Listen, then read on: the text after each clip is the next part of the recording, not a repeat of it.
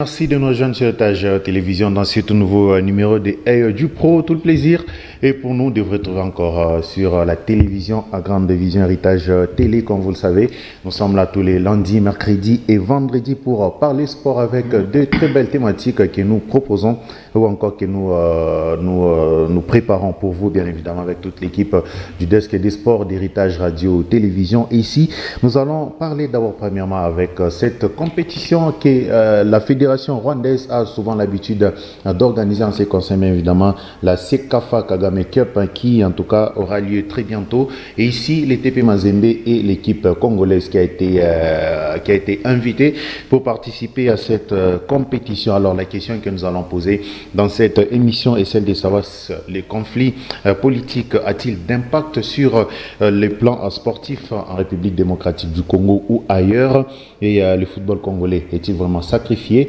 On aura la réponse dans cette émission et on va revenir ici à RDC pour parler cette fois-ci de l'exode des joueurs des joueurs congolais vers les pays africains ou encore les clubs qui évoluent dans d'autres pays. En ce qui concerne bien évidemment les continents et on va en parler dans cette émission et je reçois pour vous Jean-Claude Sefou sur ces plateaux. Jean-Claude, bienvenue. Même la plus belle épée plongée dans l'eau salée finira par rouiller, dit un proverbe africain. Bonjour le master, bonjour à tous. Ça veut dire quoi déjà cette...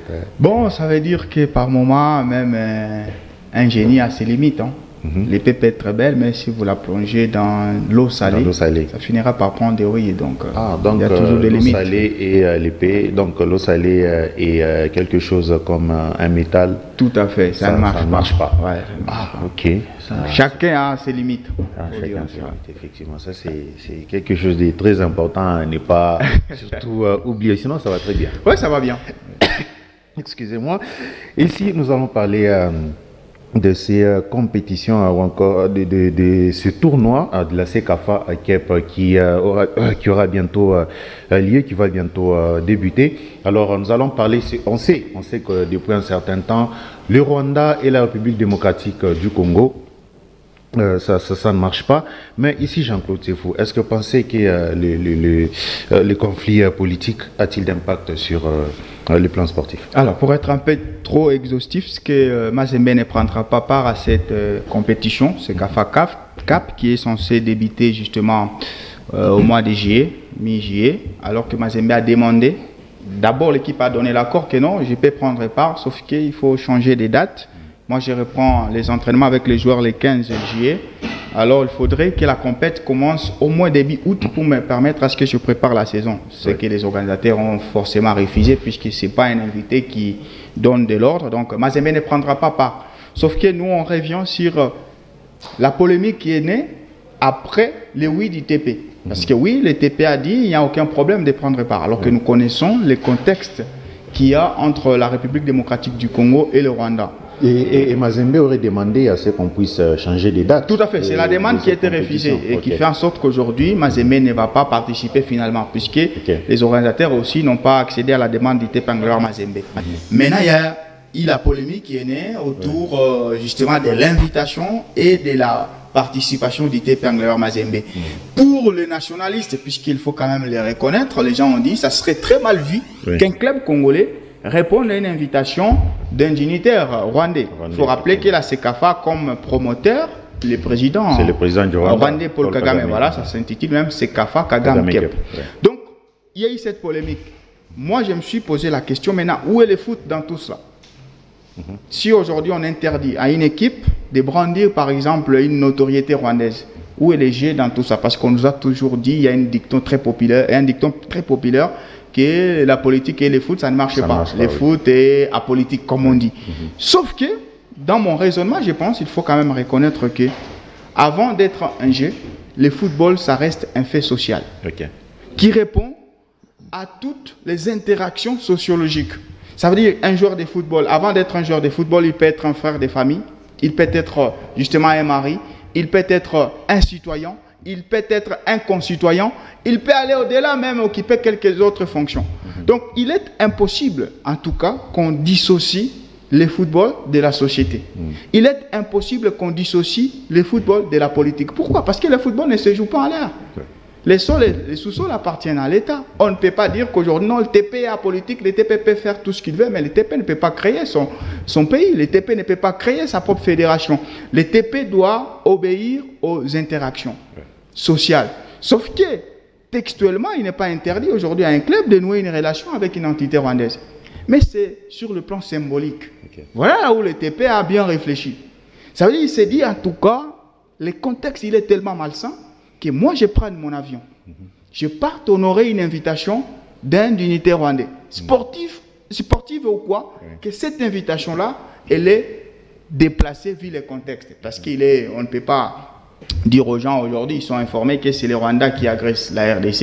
Et donc, on est en situation de guerre, en situation de conflit. Je ne dis pas qu'on est en conflit avec le peuple rwandais, loin de là. Mais on est en situation qui ne permettrait pas qu'une entité congolaise, sportive soit-elle, nous une relation avec une entité rwandaise. Ça serait très mal vu sur le plan symbolique. Et puis l'autre approche, il ne faut pas oublier qui est le président d'ITP Angleur Mazembe, c'est un politique chez Rwanda. Ça veut dire le fait que son club participe à une activité organisée par le Rwanda devait dénouer un tout petit peu son image. Ça devait écorner son image nationalement parlant. Donc il y a eu toutes ces considérations prises. LTP, malin qu'il est, il a donner des raisons, sauf que c'était des raisons pour ne pas frustrer. Alors, si on comprend aujourd'hui, Jean-Claude Sefou, on peut se dire finalement que le football est sacrifié. Non, c'est pas ça. C'est pas que le foot est sacrifié, c'est le foot obéit à l'interaction sociologique.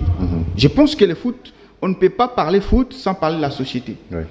On ne peut pas parler foot sans parler de la politique, puisqu'au fini, c'est la politique qui organise toutes ces choses-là. Regardez ce qui se passe entre la Russie et l'Ukraine. D'ailleurs, c'était pire pour la Russie. La Russie a été bannie dans toutes les fédérations. Aujourd'hui, les athlètes russes, pour qu'ils puissent participer, par exemple, aux Jeux Olympiques, ils doivent renoncer à la nationalité russe sportive. Ça veut dire jouer sous bannière neutre, aller avec un drapeau blanc. Si tu es russe, tu veux participer, par exemple, pour les Jeux qui vont s'organiser à Paris, il ne faut pas présenter les insignes russes. Il faut aller avec un drapeau tout blanc pour dire que je suis neutre. Vous voyez? Donc, ça serait mal vu qu'un athlète ukrainien joue pour un club russe aujourd'hui. C'est mal vu. Ce n'est pas prohibé par les textes de la FIFA, non, mais c'est symboliquement improbable, au fait. Et c'est la même chose aussi avec la République démocratique du Congo. Donc, ça serait imprudent. Moi, j'avais même condamné le oui, au fait, d'ITP Mazembe. Le fait juste qu'on vous envoie une invitation par une entité rwandaise, dans le contexte précis, il fallait prendre la parole et refuser.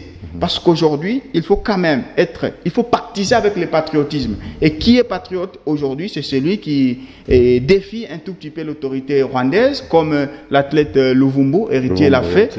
Vous avez vu que même le président de la République s'est impliqué.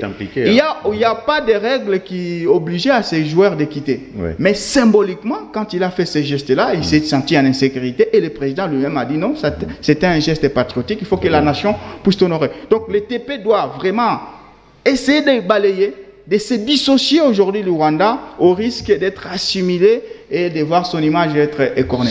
Parce qu'un club, privé soit-il, c'est d'abord un ambassadeur d'un pays. Ça, Mazembe, c'est un ambassadeur de la RDC. Vous voyez maintenant un ambassadeur qui part prendre un verre avec un Rwandais. Donc ça serait très mal vu. Ça serait, très mal vu et ça sera compliqué. Donc il faut savoir que c'était un oui largement commenté du côté du tout-puissant Mazembe, Anglebert, et surtout qu'on sait finalement que le TP Mazembe ne prendra plus part à cette compétition qui a toujours été organisée du côté du Rwanda. Et il faut rappeler que c'est d'ailleurs récemment que le stade Amaro du Rwanda a été inauguré par le président. Mais il y a des fortes chances que c'est juste cette fois en Tanzanie apparemment. Oui, ça sera cette fois-ci en Tanzanie. Malgré ça, il n'y avait pas d'excuse que tu prennes part parce qu'on connaît les promoteurs de la compétition. Parce qu'on sait que même de la Super League, les TP Mazembe avait refusé de jouer avec un maillot à floquer à Visit Rwanda. Et du coup, ça a compliqué les choses. On change de chapitre pour parler cette fois-ci de nos joueurs congolais. Comment comprendre l'exode des joueurs congolais vers les équipes qui évoluent dans d'autres pays en Afrique, Jean-Claude Sefou? Aujourd'hui, le foot a évolué. Avant, le football, c'était justement un jeu, la passion. Vous voyez, les Pelé, les Maradona, ils ont fini leur carrière en étant toujours pauvres. C'est avec les gouvernements, maintenant les aides, les subventions, qu'on sentait que non, Maradona aidait. Mais sinon, si on prenait juste en compte ce qu'ils recevaient en tant que joueur, ils ont fini pauvres.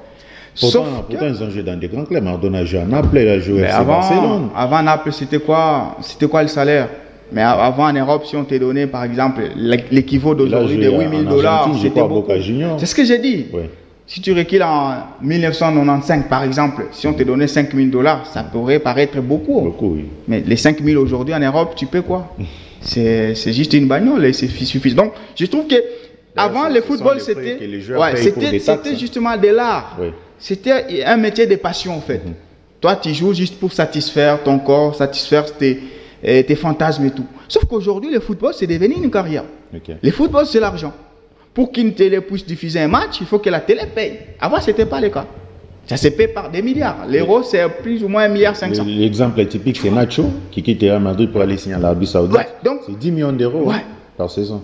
Kalidou Koulibaly, qui quitte l'Europe, part en Arabie, il te dit, de toutes les façons, en tant que joueur, après, j'aurai à aider ma famille. Donc, il faut que je parte chercher l'argent. Donc, le football a changé. Et du coup, l'argent devient le moteur de la carrière d'un joueur. On ne tient pas compte de l'aspect sportif. Titre ou pas, je joue au PSG. À partir du moment où je suis bien payé, eh bien, je me satisfais d'abord de ça, puisqu'après ma carrière, la carrière du football commence de 15 à 30, 35 ans.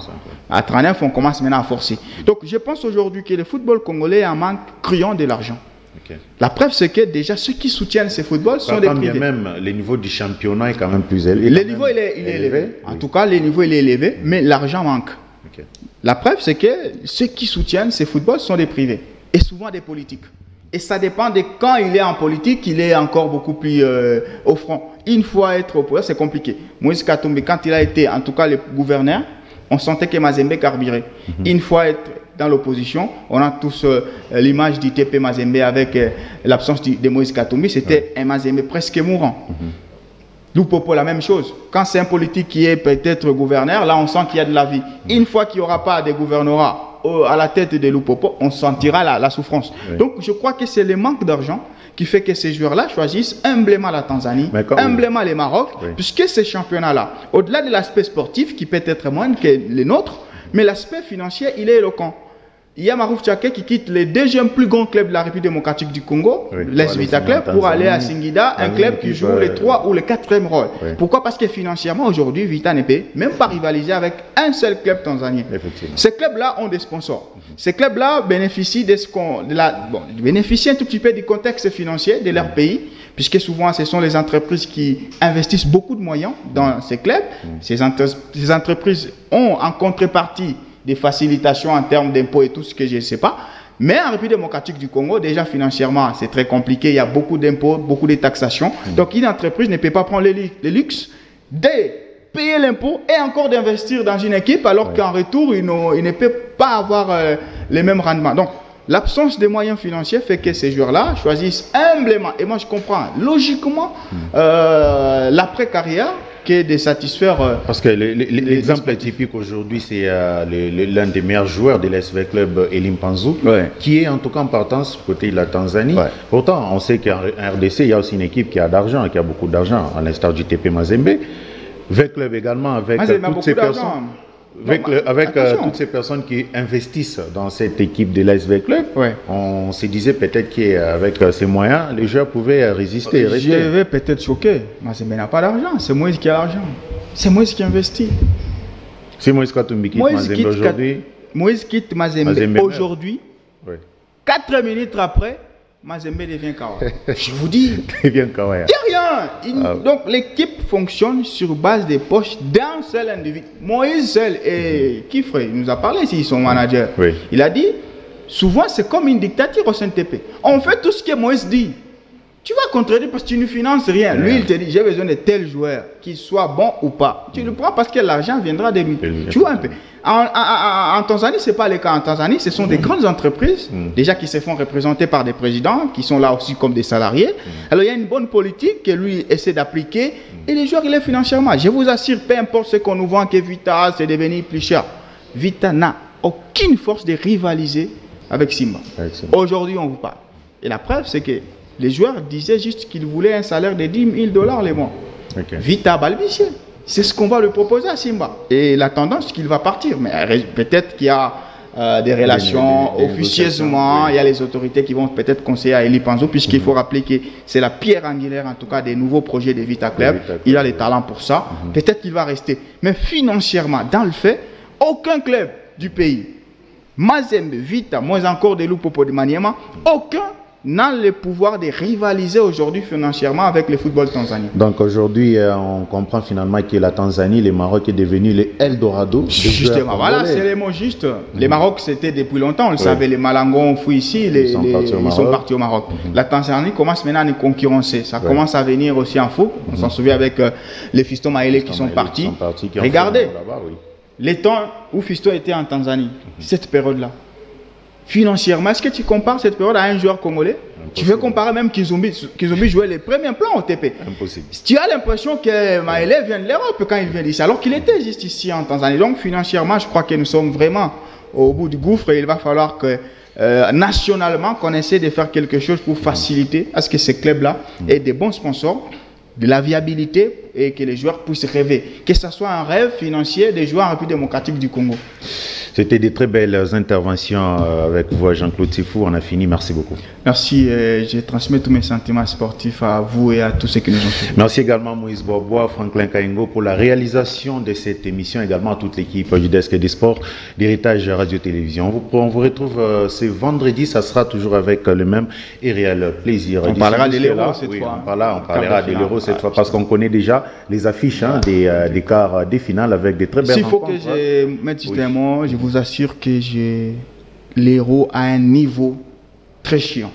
Très bas. Je ne m'emballe pas. Je vous dis, il faut que je suis peut-être les percussions de Yamal, de William, pour que je sente que je suis un peu un match de foot là. Même si tu suis l'Angleterre, c'est du... L'Angleterre, c'est du n'importe quoi. L'Angleterre, la France, avec tout ce talent, mais c'est du béton derrière. Mais attendez, le foot, par moi, c'est le spectacle. Hein. Je ne peux pas sacrifier 1h30 entre les suivants matchs pour seulement avoir des buts. On va quand même assister à des très belles rencontres, notamment l'Espagne qui va jouer contre l'Allemagne et la France en découdra avec le Portugal. Ce sont quand même des très belles affiches dont nous allons devoir revenir le vendredi pour en parler à long et à large. D'ici jusque-là, prenez bien soin de vous et bonne journée, surtout en compagnie de nos programmes.